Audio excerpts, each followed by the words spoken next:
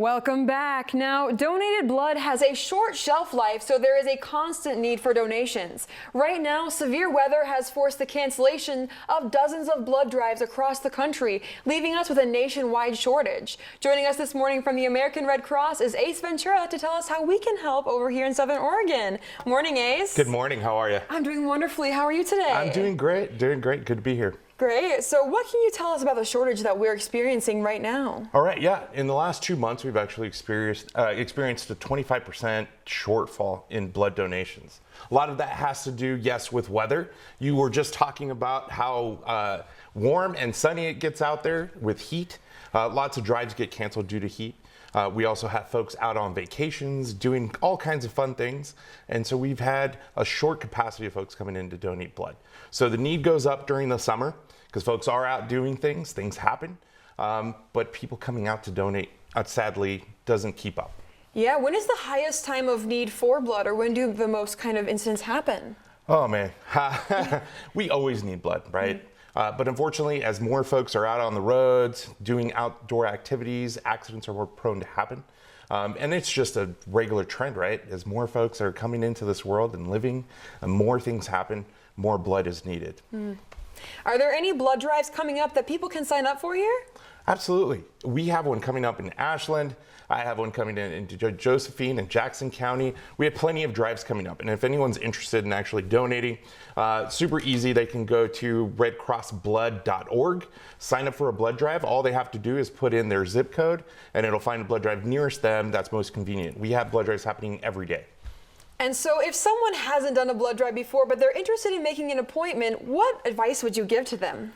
So first thing is, yes, we do provide cookies and juice, lots of sugar, like you were all talking about earlier. Unfortunately, not cereal, but we will be giving some great cookies and snacks. But really, when it comes down to it, is hydrate. One thing that we were also talking about during the weather segment is hydrate, hydrate, hydrate. So coming up to a donation, make sure you do hydrate if you're considering donating for the first time. Second is have some iron-rich foods. That helps actually with your donation. Lots of extra red blood cells are created from the iron that you do eat.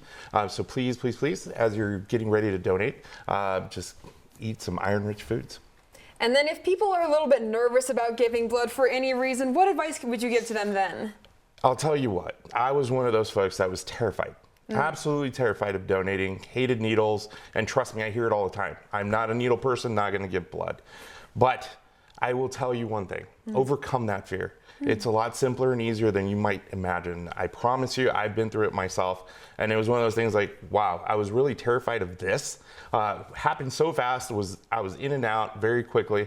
We do a short little health history where we kind of do a check, make sure you're feeling well, feeling healthy, check your blood pressure, get you on a bed. That portion actually only lasts like a few minutes and you're done. And it's juice and cookies. Then it's juice and cookies. And then is there anything else you'd like to mention before we say goodbye to you this morning? Yes, actually, we are still struggling to keep our supply. I saw a photograph of our shelves empty. The other day I went to Women's Health Center and they said, you know, one of our surgeons told us don't get in a car accident because unfortunately I won't have the blood to save you. These are surgeons saying this. That is the shortage that we're living in right now. So if anyone's ever thought about donating, now is the time. And we talk about this every 2 seconds, someone in the United States needs blood. Every 2 seconds.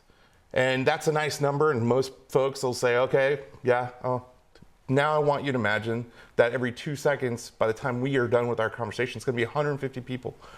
I want you to imagine it's one of your loved ones, someone you love and care about, a child.